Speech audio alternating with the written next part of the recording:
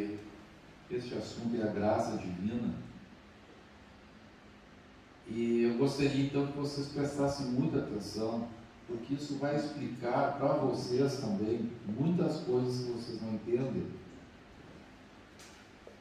e que vocês gostariam de entender, precisam entender e vão entender hoje. Amém. Glória a Jesus. Vamos abrir a palavra em Lucas, capítulo 9, verso 23.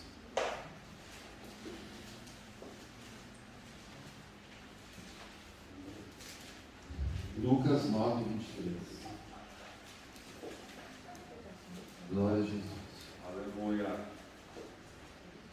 Diz assim a palavra: dizia a todos: se alguém quer vir após mim, a si mesmo se negue, dia a dia tome a sua cruz e siga-me. Pois quem quiser salvar a sua vida, perdê-la-á. E quem perder a vida por minha causa, esse a salvará. Amém. Glória a Deus. Muito bem, meus irmãos. Veja, eu vou pedir que vocês participem bastante, porque como é um assunto que exige muito raciocínio, e nós temos pouco tempo para falar, para desenvolver esse assunto, eu gostaria então que você participasse, você repetisse às vezes alguma palavra, algum versículo, para a gente manter a mente ativada, para a gente conhecer as coisas de Deus. A Bíblia diz que temos que manter o nosso espírito ativado e também a nossa mente ativada. Paulo disse: orarei com o espírito e também orarei com a mente. A palavra de Deus diz: antes crescei na graça e no conhecimento. Então, mente, alma e espírito têm que andar juntos, eles precisam andar juntos.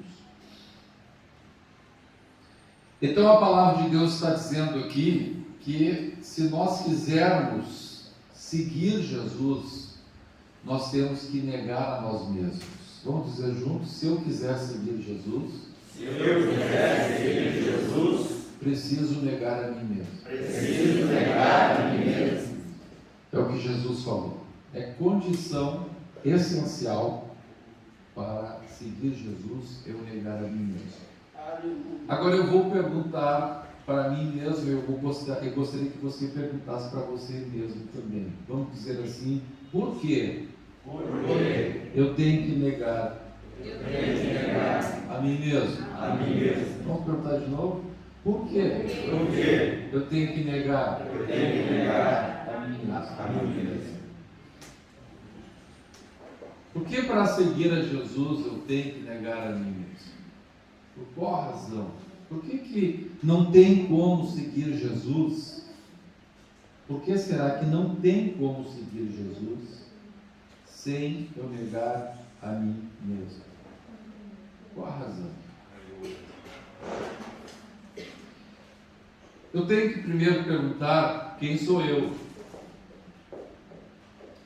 O que eu tenho que negar? Negar a mim mesmo. Por que negar a mim mesmo? Veja, quem é você? Quem sou eu? Vamos pensar: quem sou eu? Eu sou a minha alma. Eu sou a minha alma. Você é a sua alma. Então, primeiro, você é uma alma. E essa alma tem um corpo físico e também essa alma tem um corpo espiritual, certo? Então, quem é você? Você é uma alma. A Bíblia chama-nos de alma. Então, nós somos uma alma. E essa alma tem dois corpos: o corpo físico, que consegue enxergar, e você pode se comunicar com este mundo físico mediante o teu corpo físico. Mas você também tem um segundo corpo,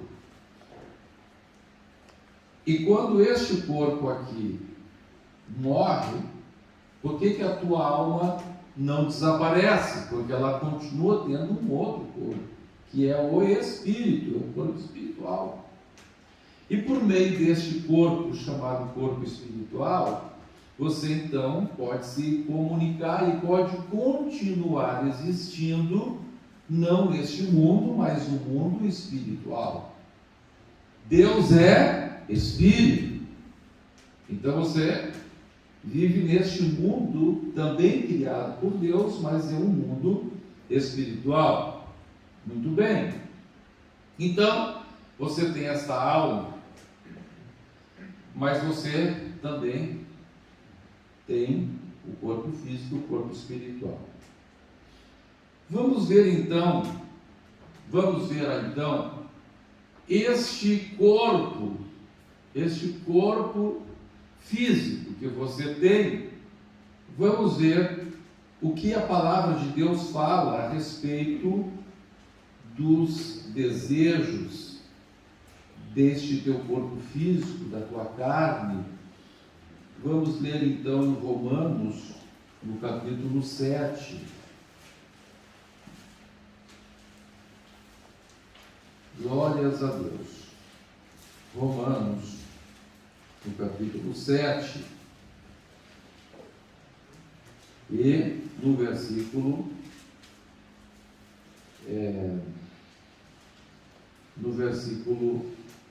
11. Diz assim: porque o pecado, prevalecendo-se do mandamento, pelo mesmo mandamento me enganou e me matou. Por conseguinte, a lei é santa, e o mandamento é justo e bom.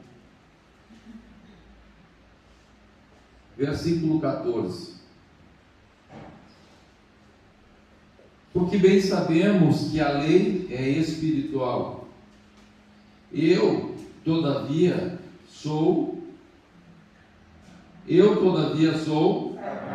vendido à escravidão do pecado. Então veja, a Bíblia está dizendo a respeito de nós mesmos que Paulo está dizendo: eu sou estou muito fraco. Eu sou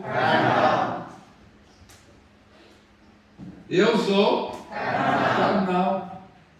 Então a nossa alma, que é o meu eu, é carnal. Por que essa alma é carnal? Vamos ver aqui. Versículo 15. Porque nem mesmo compreendo o meu próprio modo de agir, pois não faço o que prefiro, e sim o que detesto. Ora, se faço o que não quero, consinto com a lei que é boa. Neste caso, quem faz isso já não sou eu, mas o pecado que habita em mim. Porque eu sei que em mim, isto é, na minha carne, não habita bem nenhum, pois o querer o bem está em mim, não, porém, o efetuá-lo. Porque não faço o bem que prefiro, mas o mal que não quero, esse faço. Mas se eu faço o que não quero, já não sou eu quem o faz, e sim o pecado que habita em mim. Estão vendo aqui? A palavra de Deus não está falando aqui sobre o ímpio, porque o ímpio quer fazer o mal. Paulo está falando aqui sobre ele mesmo. Uma pessoa que já recebeu Jesus, que já recebeu o Espírito Santo na sua vida. Então, o Paulo, ele está dizendo que mesmo aquela pessoa que já é crente, mesmo aquela pessoa que já recebeu Jesus, mesmo aquela pessoa que já não quer mais fazer as coisas erradas, mesmo aquela pessoa que já não quer o mal, essa pessoa, diz a Bíblia Sagrada, que na sua carne não habita bem nenhum. Não habita bem nenhum. E mais, o apóstolo Paulo está dizendo que o meu eu, mesmo a minha alma, a tendência dela é seguir este corpo no qual não habita bem nenhum, ou a tendência dela é seguir o espírito? É seguir o corpo. Por isso ele diz que eu sou carnal. Então, o normal de uma pessoa sem Deus, vamos ver a diferença entre 3 tipos de pessoas: a pessoa sem Deus, a pessoa com Deus, mas sem que ainda tenha negado a si mesmo e precisa negá-lo dia a dia, e a pessoa que está então negando a si mesmo. Então vamos lá. O homem carnal, ele quer fazer o mal. O homem natural, melhor. O homem natural, sem Deus, ele quer fazer o mal. Ele vem para Jesus, agora ele já não quer fazer o mal.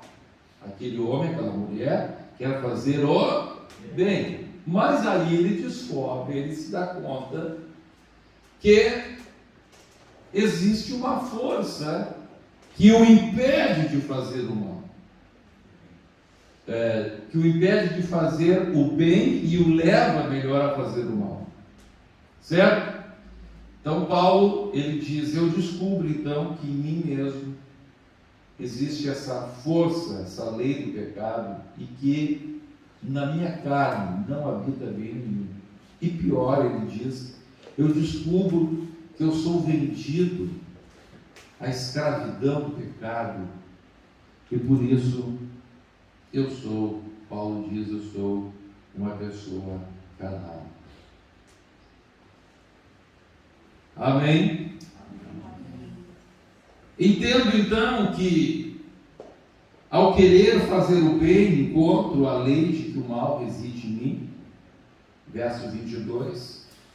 Porque no tocante ao homem interior,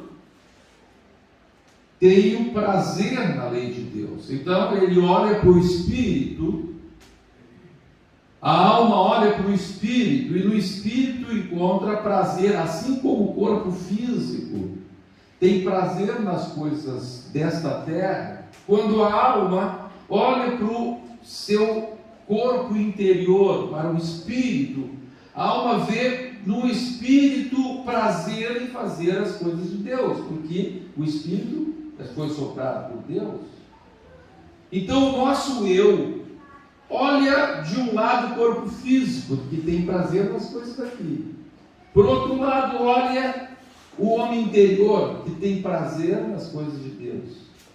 Mas ela mesmo, diante dessa escolha entre o homem interior e o homem exterior, entre o corpo interior, o corpo espiritual, o corpo que vai dar substrato para a alma na eternidade, e o corpo que dá substrato para ela aqui nesta terra, ela não consegue satisfazer o prazer que sente o corpo espiritual.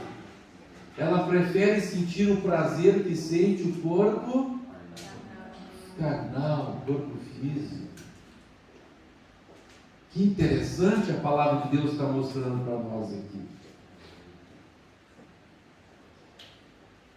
Então, no tocante ao homem interior, ao espírito, tenho prazer na lei de Deus.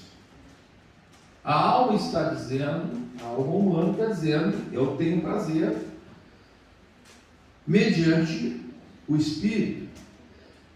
Mas vejo nos meus membros, verso 23, você pode acompanhar, mas vejo nos meus membros outra lei, guerreando contra a lei da minha mente, que me faz prisioneiro da lei do pecado que está nos meus membros. Então aqui o apóstolo Paulo mostra um terceiro elemento. A alma está dizendo assim, a alma está dizendo, eu olho para o homem interior, sinto prazer na lei de Deus. Olho para o homem exterior, prazer no pecado. Aí ele diz o seguinte, mas a minha mente está convencida já.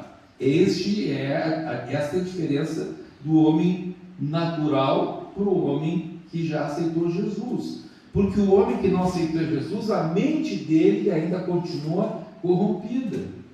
Mas aqui ele está dizendo, ele está dizendo agora que ele vê na carne uma lei guerreando contra a lei da mente. A mente dele agora quer também as coisas do Espírito. Já são 2-1. Já é 2-1. Amém? O Espírito quer as coisas de Deus. A carne quer as coisas da terra. E agora a mente se decide pelas coisas de Deus. Oh, glória a Deus. Então ele diz, mas vejo nos meus membros outra lei, que guerreando contra a lei da minha mente, me faz prisioneiro da lei do pecado que está nos meus membros. Glória a Deus. Meus amados, agora veja uma coisa. A chave então, a chave de tudo, está então agora nesta mente, na minha mente, se manter. Se a minha mente se mantiver neste propósito, eu vou ter vitória. Eu vou ter vitória. Nós vamos ver daqui a pouquinho sobre isso. Então veja, o Espírito puxa para as coisas de Deus, a carne puxa para as coisas da terra. Quem é que vai ser o árbitro que vai decidir quem vai ganhar uma coisa ou outra? A mente, que está na alma, está no meu eu. Aleluia, glória a Deus. E o que é que diz então a palavra de Deus sobre isso? Nós daqui a pouquinho, eu gostaria que você ficasse bem atento. Daqui a pouquinho nós vamos voltar aqui para Romanos. Nós vamos dar uma passeada agora na Bíblia, né? Nós vamos dar uma passeada na Bíblia. E daqui a pouquinho nós vamos voltar para Romanos 7. Vamos agora um pouquinho adiante. Vamos para Romanos capítulo 12.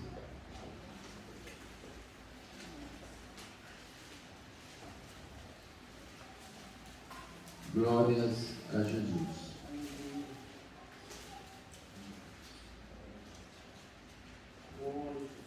Romanos 12, primeiro. Diz assim: rogo-vos, pois, irmãos, pelas misericórdias de Deus, que apresenteis o vosso corpo, por sacrifício vivo, santo e agradável a Deus, que é o vosso culto racional. E não vos conformeis com este século, mas transformai-vos pela renovação da vossa mente, para que experimenteis qual seja a boa, agradável e perfeita vontade de Deus. Então, a palavra de novo está falando aqui que a chave está em renovar a nossa mente. Porque o Espírito sempre vai ter prazer nas coisas de Deus, a carne sempre prazer nas coisas da terra. Então, a solução está na mente, que está, por sua vez, na minha alma. Agora, a palavra de Deus está falando aqui sobre, então, eu apresentar este corpo a Deus. Eu tenho que negar ao corpo o domínio. O corpo não pode. Eu tenho que sacrificar este corpo a Deus. Agora, escute uma coisa.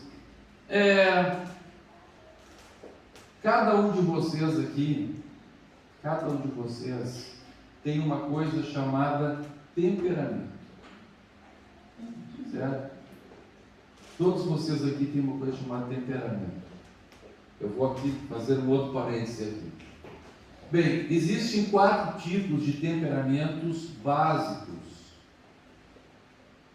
Então, aqui entre vocês, agora vocês vão rir, vocês que estão em família vão rir, porque eu vou identificar os temperamentos aqui. Né? Existem 4 tipos de temperamentos básicos. Existe aquilo que é chamado de temperamento sanguíneo. Temperamento sanguíneo é aquela pessoa que o mais importante para ele na vida são as emoções. Então se pergunta assim para alguém que é sanguíneo, o que você acha do pastor Humberto? O pastor Humberto é uma pessoa legal, porque ele me cumprimenta, ele me dá atenção. O que acha do pastor Sandro? O pastor Sandro, eu acho que ele não é muito legal, não, porque ele passa comigo não me cumprimenta. Então, as sensações das emoções para ele são mais importantes. Uma pessoa é boa, uma pessoa é ruim, de acordo com as sensações que aquela pessoa causa para ele. Né? Então, o sanguíneo, ele dá muita atenção a isso, para o tratamento pessoal. O sanguíneo é muito queridão, é muito alegre. Se tem alguém doente, ele está pronto para ajudar. Se está alguém necessitado, ele está pronto ali para atender. Então o sanguíneo é uma pessoa excelente, excelente até pisar no calo dele. Porque ele faz alguma coisa que desagrada, ele explode. Aí ele diz coisa que depois, logo ele se arrepende, pede perdão, só que ele feriu um monte de gente. Aí ele é que nem uma granada. Né? Ele explode, os estilhaços dele quebram nas pessoas, e depois passa. Ele, está tudo bem, estou tranquilo. E diz assim, eu não entendo porque que fulano está magoado comigo, eu já pedi perdão para ele, mas olha o que ele disse, naquela explosão, olha o que ele fez naquela explosão, esse é o sanguíneo. Então veja, irmãos, por que uma pessoa é sanguínea? Daqui a pouquinho eu vou falar, por que as pessoas são assim, têm essas qualidades? Daqui a pouquinho nós vamos falar. Isso está ligado ao corpo. Está ligado ao corpo. Aí tem as outras pessoas que são chamados coléricos. Os coléricos são aquelas pessoas que resolvem as coisas, o importante para eles é o resultado, eles vão lá, eles conseguem, vão em frente, mas, em compensação, nesse negócio de alcançar os resultados, eles atropelam. Então, nesse parte, eles são bons. Você entrega um negócio com um colérico, pode virar as costas que sabe que aquilo vai estar pronto daqui a pouco. Mas quando você volta, ele atropelou o A, o B, tem gente se queixando dele. Né? Então, veja, ele tem a parte boa. Então, o colérico, essa pessoa colérica, muitas vezes ele tem um grande sucesso na vida profissional. Mas na casa dele, com os filhos, com a esposa, os filhos queixosos, a esposa queixosa, a esposa diz, meu marido não me dá atenção, e ele diz para ela, mas eu te dou tudo, mulher, eu te dou vestido, te dou comida boa, né? E ela diz, não, mas a atenção que eu mais queria, você não me dá. É o outro lado do colérico. Aí tem depois o melancólico. Qual é a vantagem do melancólico? O melancólico é perfeccionista, tudo bonitinho. A mulher melancólica, que é melancólica, a casa dela é um brinco, tudo direitinho, tudo no seu lugar, perfeitinho. Né? Mas o melancólico valoriza muito também a questão da segurança. Mas o melancólico, justamente porque ele é tão perfeccionista, ele se entristece facilmente quando os outros não valorizam o seu perfeccionismo. Aquela mulher passou o dia inteiro, a noite inteira, limpando a casa, arrumando, e chega o marido, e ela fica pensando assim, agora ele vai chegar e vai dizer assim, mulher, que coisa linda, olha, você trocou aquele lugar, aquele pratinho de lugar, ele nem viu que trocou nada, ele é um colérico, O importante para ele é ele, no caso, né?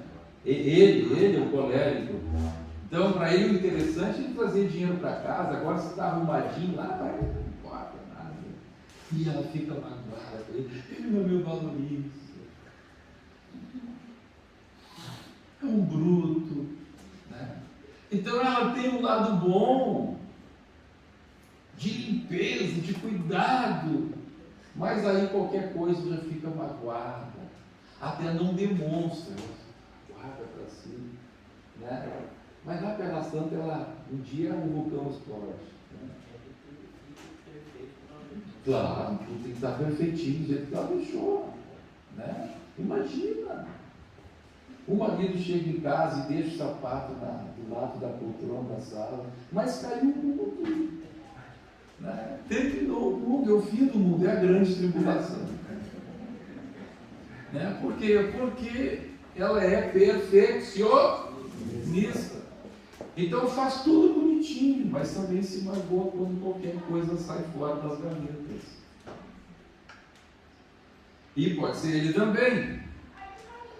Então tem o quarto tipo de pessoas. O quarto tipo de pessoas são os fleumáticos. O fleumático, o que ele mais gosta é estabilidade. Ele não gosta de coisa nova, novidade, é caseiro. Né? Se a mulher, por exemplo, é sanguínea, a mulher quer conhecer gente, quer visitar a irmã dela, visitar a cunhada dela, visitar a irmã fulano de tal, e ele chega e diz assim: mulher, meu negócio é ficar em casa, passei a semana inteira trabalhando, ninguém me tira aqui de casa, eu quero tranquilidade. E a mulher fica assim: meu Deus, eu vou ali, aí vocês... Né? Mas ele é tranquilão, ninguém mexe nada com ele, o mundo pode estar caindo, e ele está dizendo assim: o Senhor Deus me dá vitória, tudo tranquilo, aquela calma, aquela coisa maravilhosa para quem gosta de calma. Quem é um agitado, fica apavorado, é um mar morto, salgado. Também ele é meio mão de vaca, mão fechada, né? É um sistema dele do fleumático, mas sempre é mão de vaca. Assim. Então veja, por quê? Porque são conjuntos de características que formam então esses 4 temperamentos básicos. E por que as pessoas são assim?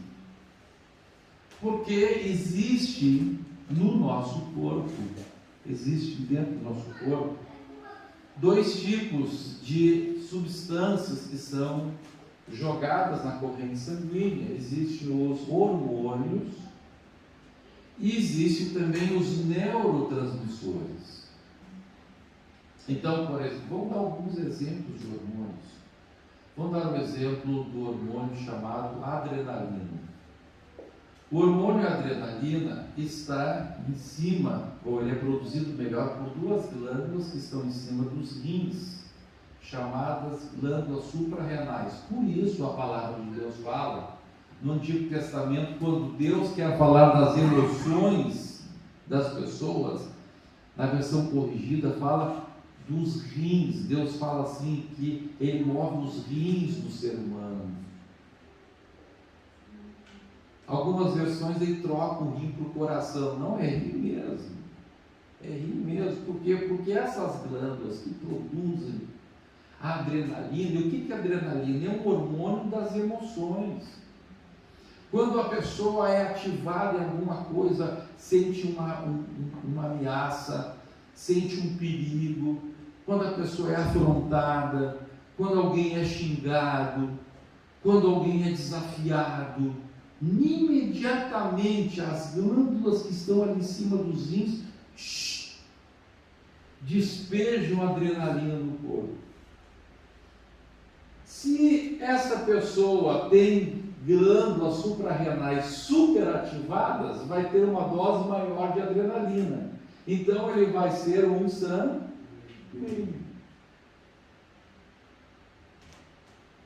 ele vai explodir. Mas se isso é mais tranquilo, se as glândulas dele expelem menos adrenalina, ele vai ser mais frio.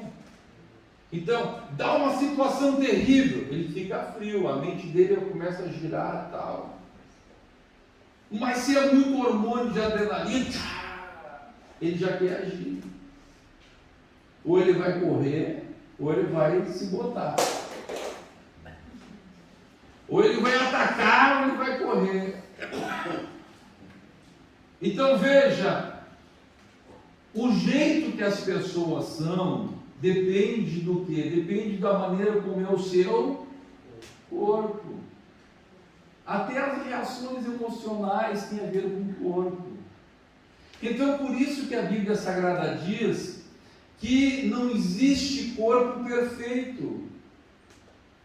Porque se você gosta de ação, então você gosta de adrenalina. Mas não esqueça que a adrenalina, assim como produz ação, produz também língua frouxa.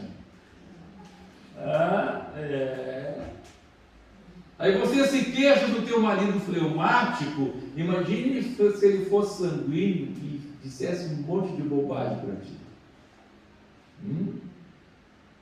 Meu marido é muito parado. E se ele fosse granada? Ia ter o lado ruim também. Por isso que o nosso corpo, por isso que na nossa carne, seja fleumático, seja melancólico, seja colérico, seja sanguíneo, tem o lado bom? Tem, mas vai ter sempre o lado ruim.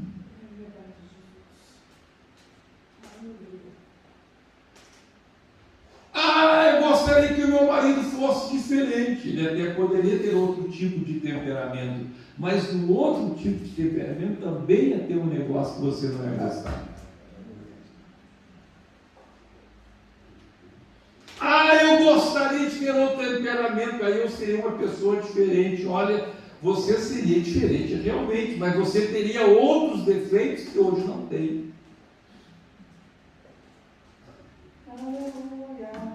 Aleluia. Então o negócio é entender que no teu corpo, na tua carne, não habita bem algum. Você precisa de uma coisa chamada graça de Deus. A graça de Deus pega você no seu temperamento e começa a tirar o que é de ruim no teu temperamento, sem te mudar o temperamento. Você vai continuar daquele jeito, você vai continuar tendo muita adrenalina, mas quando viesse muita adrenalina na tua vida, a tua carne vai estar crucificada e você vai transformar essa adrenalina, em vez de um monte de coisa, um monte de bobagem que você vai falar, você vai usar essa adrenalina para se jogar na presença de Deus e dizer como o apóstolo Paulo: miserável homem do Senhor, quem me livrará do corpo dessa morte? Aleluia! Oh, glória a Deus! O teu temperamento vai ser tomado pelo Espírito Santo e direcionado para as coisas conforme Ele quer. Aleluia.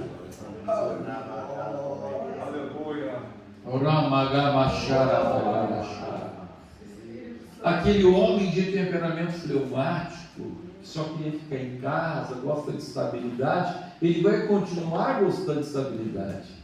Mas em vez de ficar em casa, ele vai vir para a casa do Senhor. Ele vai se transformar num conselheiro da igreja. Ele vai se transformar num excelente pastor. Oh, glória a Deus. Aleluia. Agora, meus irmãos, então veja. O que é que faz então? O que é que faz alguém com seus temperamentos, com as suas inclinações carnais? O que é que faz essa pessoa ser mudada? O que é que faz essa pessoa que além, veja, eu estou aqui com o olho na Bíblia, estou com um olho na Bíblia, outro olho no relógio aqui. Então podemos até às 12, né? O que é que faz então alguém conseguir ser mudado? Existe um poder divino chamado graça divina. A palavra graça pode ter muitos significados. A palavra graça pode significar uma dádiva, pode significar um favor não merecido. A palavra graça pode ser considerada, pode ser alguma coisa bonita. Então você diz assim, essa criança é uma gracinha, né? Graça pode significar algo que é belo, que é bonito. Mas a palavra graça, no sentido do Novo Testamento, ela significa justamente este poder, um poder. E olha o que diz a Bíblia Sagrada. Vamos ler Tito, capítulo 2, verso 11 e 12.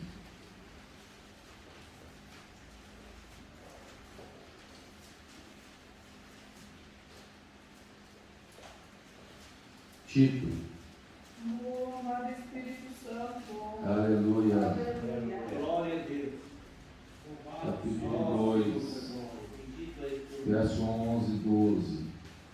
Porquanto a graça de Deus se manifestou salvadora a todos os homens.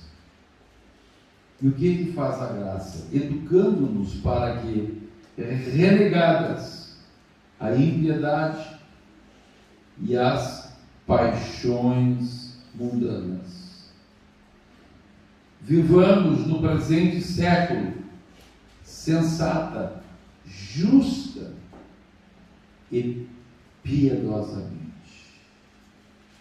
Amém? Olha o que a Bíblia está dizendo. A Bíblia está dizendo que existe a graça salvadora de Deus. Existe um poder de Deus que está à minha disposição e à tua disposição. E o que este poder de Deus pode fazer na minha vida e na tua vida? Primeiro, a Bíblia diz que este poder de Deus, quando nós o buscamos e o recebemos, diz a Bíblia que este poder maravilhoso de Deus, ele me faz primeiro renegar a impiedade. O que é a palavra impiedade? A palavra impiedade, ela vem do grego azebeia. Você sabe que a palavra a letra A no grego, isso foi trazido para o português, também significa negação. Por isso, uma pessoa sem moral, a gente chama de amoral. Amoral, porque ele é sem moral. Então, azebeia significa sem sebomai. O que é sebomai? Sebomai no grego é desejo de adorar a Deus, desejo de buscar Deus, desejo de estar próximo de Deus. Então a Bíblia está dizendo que assim, porque o nosso ser natural não quer adorar a Deus, não quer estar próximo de Deus. Por que as pessoas não gostam de orar? Porque as pessoas são azebeia. Por que as pessoas não gostam de estar na igreja? Porque elas são azebeia. Elas não têm este, que no grego, essa atitude que no grego é sebomai, né? Ou seja, esse desejo de estar próximo de Deus. Então, quando vem a graça de Deus nos faz renegar a azebeia. Ou seja, me faz renegar essa minha negação, essa minha repulsa a estar junto com Deus. Você quer ver uma coisa? Eu vou fazer uma pergunta para você. Oi, olha aqui para mim. Se você dobra os joelhos, se o teu esposo, a tua esposa, te convida para dobrar os joelhos na tua casa. Aí você dobra os joelhos numa poltrona e a tua esposa dobra outra poltrona. Eu não sei quem na tua casa lá gosta mais de orar, se você ou se é a tua esposa. Se é você que gosta de mais de orar, vocês oram um pouquinho e a tua esposa começa a remexer na poltrona. E ela diz assim daqui a pouquinho: ai amor, eu me lembrei que eu tenho que botar a Coca-Cola no refrigerador. Eu me lembrei que eu tenho que dar comida para o gato. O gato velho lá está com a barriga cheia, mas ela se lembra. Se é a mulher que gosta de orar mais que você, é você que fica ali se remexendo. E você ora 5 minutos, parece que orou 2 horas. E a tua carne velha começa a mexer, se mexer. E você começa a pensar num montão de coisas. Você pensa assim: ai meu Deus, eu tenho que regar a folhagem da mulher. Você nunca rega a folhagem dela. Ela está sempre reclamando, né? É que você nunca molha as minhas florzinhas. Mas naquele momento da oração, te dá vontade de regar a folhagem da esposa. Naquele momento de oração, olha, ela sempre reclama, né? Que você não ajuda ela a lavar as roupas. E naquele momento você se lembra: tem aquele cesto cheio de roupa, bem que eu podia ajudar a minha esposa agora. Por que você nunca quer ajudar a tua esposa a lavar a roupa, mas na hora que ela te convidou para orar, te dá vontade de lavar a roupa? Por que isso? Porque a tua carne não gosta das coisas de Deus. A tua carne é a seveia. No grego seria seveia. A seveia. Sem desejo de adorar a Deus, de buscar a Deus. Mas quando vem esse negócio chamado graça de Deus, quando vem a graça poderosa de Deus na sua vida, aleluia, você consegue renegar, aleluia, essa repulsa às coisas de Deus. Você deixa isso de lado. Aleluia. E começa a vir na sua vida um desejo de buscar a Deus. O que é isso então? Isso você está negando a si mesmo. Porque o teu eu, o teu jeito de ser, a tua carne, o teu corpo, no qual não habita bem algum, ele precisa ser renunciado. Por isso que Jesus disse: você quer me seguir? Quer me seguir? Então você tem que negar este corpo no qual não habita bem algum. Você quer me seguir? Então você não pode se gloriar desse teu temperamento. O meu temperamento é bom, o temperamento da mulher que é ruim. Não, para lá. Tanto no teu quanto no dela tem coisa ruim. Minha esposa é muito melancólica. E você é sanguíneo, grandes coisas. Minha esposa é muito sanguínea, é muito explosiva. E você que é água parada. Espírito Santo, precisamos dos teus ensinamentos. Os dois vão ter defeitos. Os dois têm que negar a si mesmo.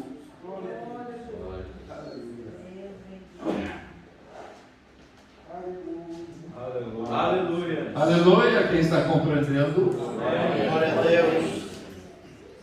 Então, a graça de Deus vem sobre a minha vida e começa a me fazer, então, primeiro, me faz negar aquela falta de desejo de buscar a Deus. Eu começo a ter desejo de buscar a Deus.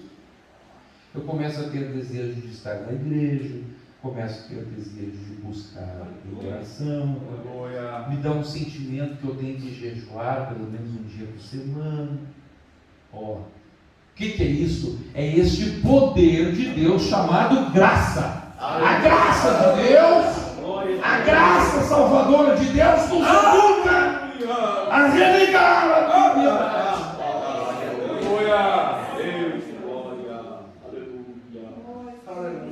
E depois a palavra de Deus continua que a graça de Deus nos faz renegar as paixões mundanas.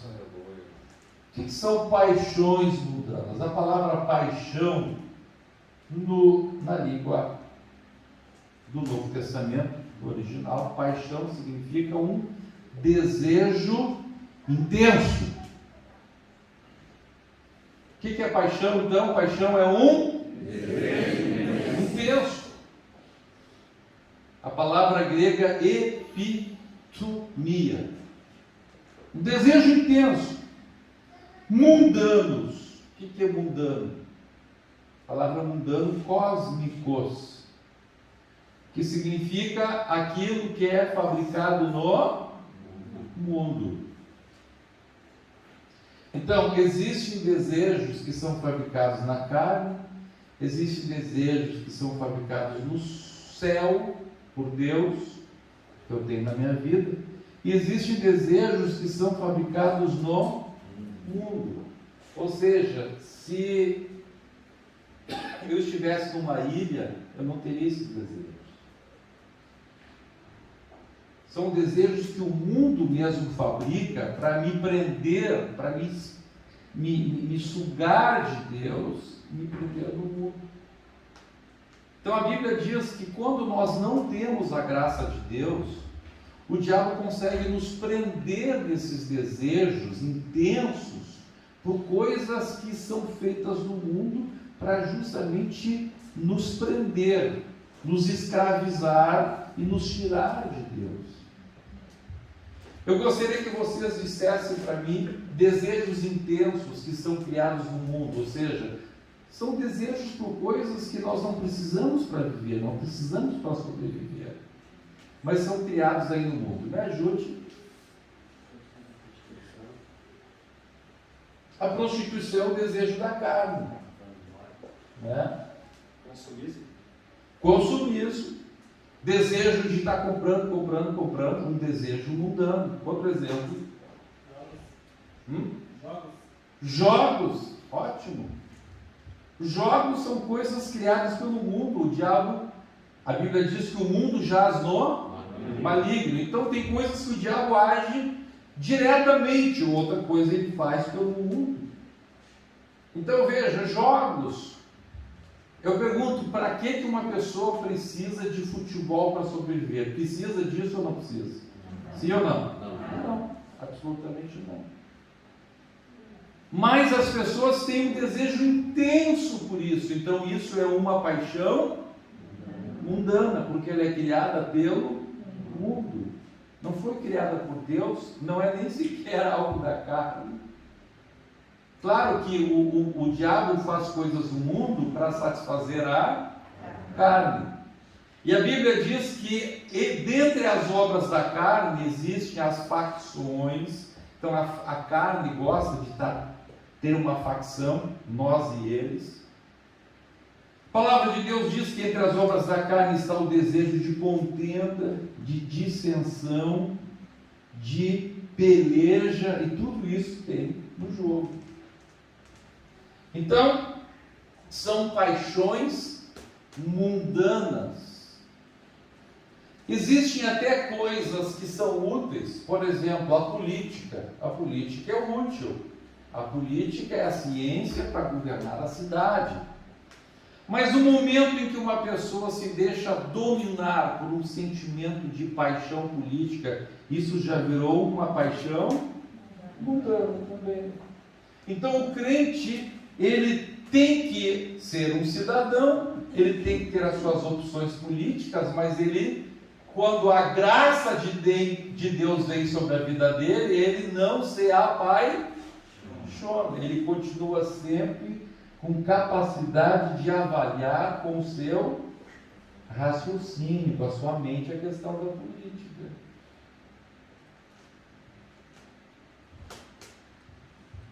Então, a graça de Deus liberta o crente das paixões mundanas. Quanto mais ele tiver a graça de Deus, mais ele vai ser livre de desejos intensos que o aprisionam, que o escravizam, que o prendem às coisas da terra. Oh, glória a Deus! Oh, glória a Deus! Você pode glorificar a Deus? Então, do que você precisa para ser livre da escravidão do pecado, das paixões mundanas, dessa força do teu corpo que quer te afastar de Deus? Você precisa de uma coisa chamada graça de Deus. O poder, graça divina, então, pode ser conceituada da seguinte maneira: graça é o poder que Deus te dá por meio de Jesus Cristo para te libertar do poder da carne e da escravidão das paixões mundanas. Oh, aleluia! Oh, aleluia! Oh, glória a Deus! Glória a Deus! E a graça de Deus, então, diz a palavra de Deus, te faz renegar a impiedade, renegar as paixões mundanas e viver no presente século de forma sensata. De forma sensata. Se lembra que eu falei que lá no início eu disse que a chave está na mente? Então veja, a Bíblia diz que com o homem interior, com o teu espírito, você tem prazer nas coisas de Deus. Com o corpo exterior, você tem prazer nas coisas da carne. E a mente, então, num primeiro momento, mesmo a mente optando pelas coisas do espírito, que puxam para Deus, ela não consegue se libertar, ela não consegue viver de acordo com a sua própria decisão de seguir Deus, porque ela se torna vendida à escravidão do pecado. Mas aqui a Bíblia está dizendo que mediante esta graça divina, você consegue viver de forma sensata. Aleluia. O que significa sensata? O que significa viver sensatamente? Já vou explicar. Essa palavra sensatamente, ela é traduzida de uma palavra grega, sofron. Agora, essa palavra grega sofron, ela é a aglutinação de outras duas palavras. São duas palavras que formam sofron. Então, para você entender o que é sofron, deixa eu explicar para vocês o que significa também essas duas palavras que formam o sofron. As duas palavras que formam a palavra sofron é a palavra sozo. A palavra sozo no grego significa restaurado, alguma coisa que foi restaurada, que foi renovada, certo? Então, por exemplo, uma mesa toda arrebentada, toda quebrada, um púlpito todo quebrado, você restaurou, você renovou, deixou ele restaurado, renovado. Então você chama aquela mesa de uma mesa sozo. Quem entendeu, diga amém. Amém. O sofro, então, vem da palavra sozo com a palavra frem. O que a palavra frem significa? Alguém falou aí corretamente. Freio, perfeito. Perfeito. A palavra frem, no grego melhor, significa, era utilizada para a mente, porque os gregos, Para cada atitude da mente, eles usavam uma palavra. Então, por exemplo, a mente que pensa, que raciocina, ele usava a palavra nous. A mente que já raciocinou uma coisa, ele usava a palavra noema. E quando os gregos, eles queriam se referir à atividade mental de se frear, de se julgar, de se analisar. Então, quando uma pessoa estava pensando no sentido de se autoavaliar, de se autoanalisar, de se autoexaminar, de se frear, eles diziam assim: o fulano está freio, ele está agindo com a sua freio. Aqui a gente diz, né? O fulano está se autoexaminando, se autoavaliando. Então, para isso, eles usavam a palavra freio. Então, por isso que do freio, da palavra grega freio, veio no latim frenus. Do latim frenus, no espanhol veio freno.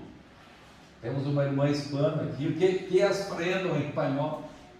O que é freno? Frenar, frear, freio. Então, no espanhol, freno. No italiano, freno. E no português, freio.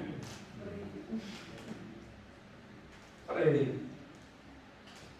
Então, o que significa então? A Bíblia diz assim: que a graça de Deus nos dá o poder de viver de maneira sozofrene, ou sofro. Ela então, o que ela faz? Ela restaura a nossa mente, sozo, de forma que a nossa mente consegue frear a carne. Aleluia. Se auto-frear. Frear. Consegue se autoavaliar. Aleluia. Então aquilo que Paulo disse lá em Romanos no capítulo 7. Paulo disse: a minha mente gostaria de seguir o que o Espírito está pedindo, as coisas boas que o Espírito pede, mas a minha mente não consegue contrariar a carne. Mas agora vem a graça de Deus. Oh, aleluia! A graça poderosa de Deus me faz renegar a impiedade, me faz renegar as paixões mundanas. Aleluia! E a graça de Deus restaura a minha mente, renova a minha mente, dá poder para a minha mente. Quanto mais graça o crente tem, quanto mais graça o crente busca, quanto mais graça o crente recebe, quanto mais na presença de Deus o crente está, quanto mais na igreja o crente vem. É essa proximidade com Deus que vai dando essa capacidade, essa restauração mental. Por isso Paulo disse: rogo-vos, pois, irmãos, pelas compaixões de Deus, que apresenteis os vossos corpos por sacrifício vivo, santo e agradável a Deus, e não vos conformeis com este mundo. Vocês têm que renegar as paixões desse mundo. Aleluia. Mas transformai-vos pela renovação da vossa mente. Aleluia. A graça poderosa de Deus vem nessa mente aqui. Vem na minha mente. Me dá poder. Para dominar. Para crucificar. Aleluia.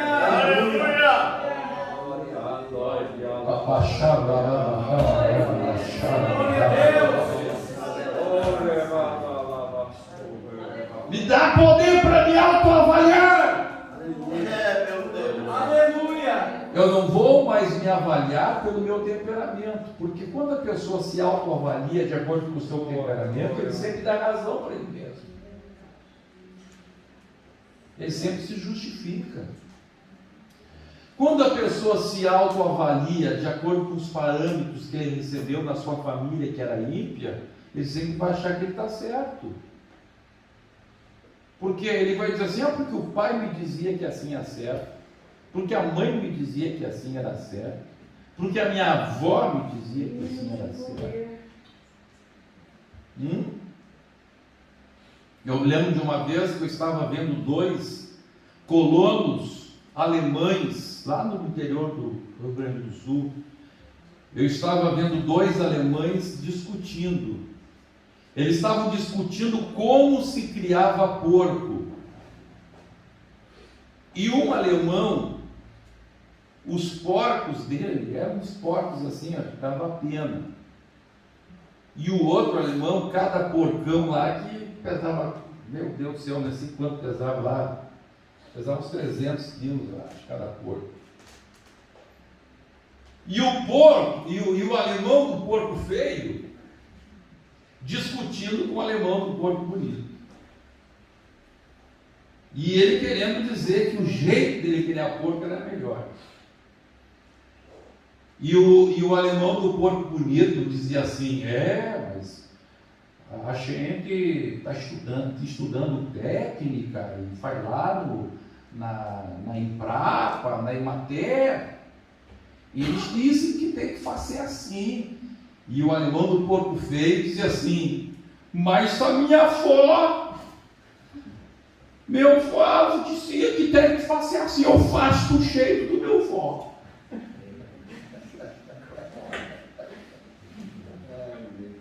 Aí o alemão do porco bonito dizia assim para ele,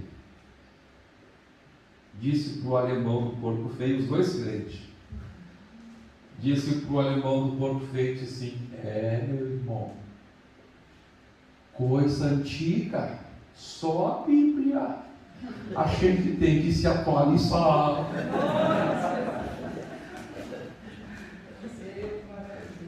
Aleluia. Veja, o alemão do porco feio, ele estava vivendo uma vida de acordo com as suas emoções. O apego lá no que o meu forte sia. Com os porcos ali. Não, ele até que não morria de fome, os porcos estão morrendo de fome, cuidado do porco. Magro. Né? Agora, o outro alemão está vivendo de acordo com a sua mente. Ele está vivendo racionalmente. Agora, na vida espiritual, não é viver racionalmente, é viver sensatamente. Porque não basta viver de acordo com a mente, tem que viver de acordo com a mente que foi renovada, restaurada. Oh, glórias ao nome de Jesus. Na linguagem daquele alemão, uma mente que foi atualizada. Oh, glórias ao nome de Jesus. Foi atualizada por Deus. No caso de criar porco, foi atualizada pelo conhecimento, pela ciência. No caso da vida espiritual, foi renovada pela graça poderosa de Deus.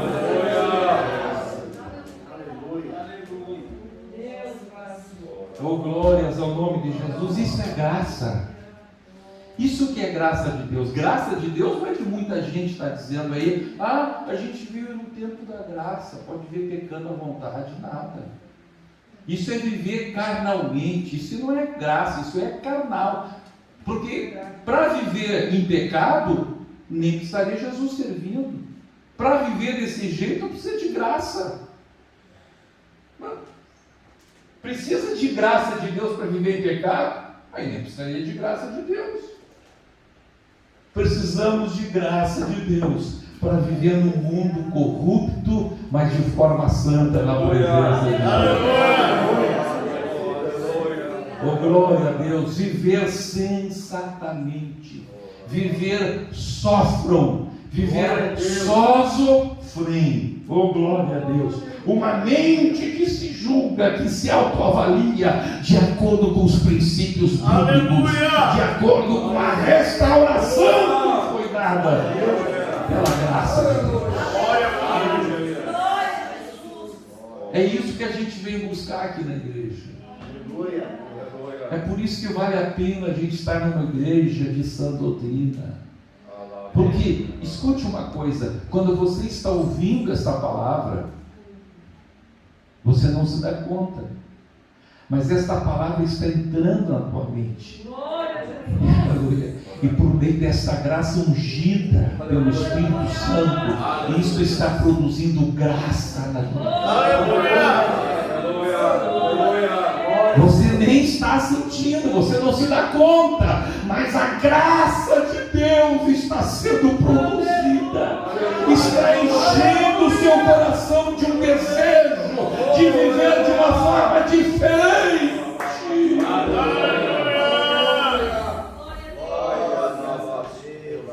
Oh, Glória a Deus. Aleluia. quem está entendendo a graça de Deus?